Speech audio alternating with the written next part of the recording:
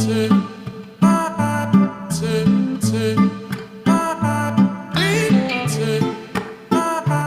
ang isa muli sa nakakagulat ang panibagong pasabog ni Harry Roque na umunoy isa sa mga korap na administration sa ngayon. Magandang araw sa inyong lahat. Narito muli ang ating latest update.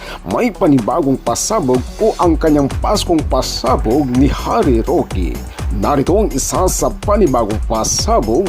Panoorin pa natin. Ako si Codender TV. Number one na issue ngayon ay yung pangtaunang budget sa 2025 na mukhang lahat naman ay nag-agree na ito'y pinakakurap na budget sa buong kasaysayan ng Pilipinas. No? I-recap ko lang po bakit ito pinakakurap na budget. Unang-una, tinanggalan ng pondo ang PhilHealth na dapat sana ay meron siyang 74 billion para sa aking isinulong na batas, Universal Healthcare na libreng paggamot at libreng gamot. Tinanggalan siya ng 74 billion na dapat ipambabayad dun sa mga premiums ng mga mahihirap na hindi makakabayad ng premiums, no?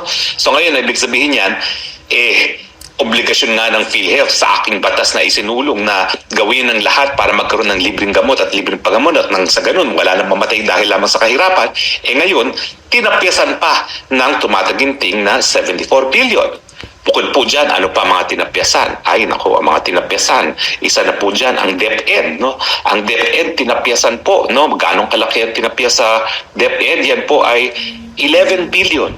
Yung sana po, gagamitin, pambili ng mga computer sa mga kabataan, tinapyas. Can you imagine? Ngayong digital age, tinapyasan pa ng 11 billion para sa computerization program ng mga kabataan, ang DepEd. Ano pa ang pinakamalaking mga natapyasan?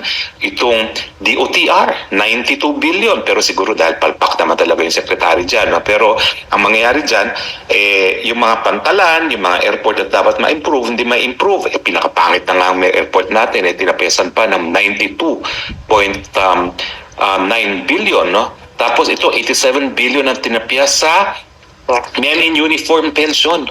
Alam mo, ang balita ko na insulto yung mga sundalo na dinagdagan ng 200 additional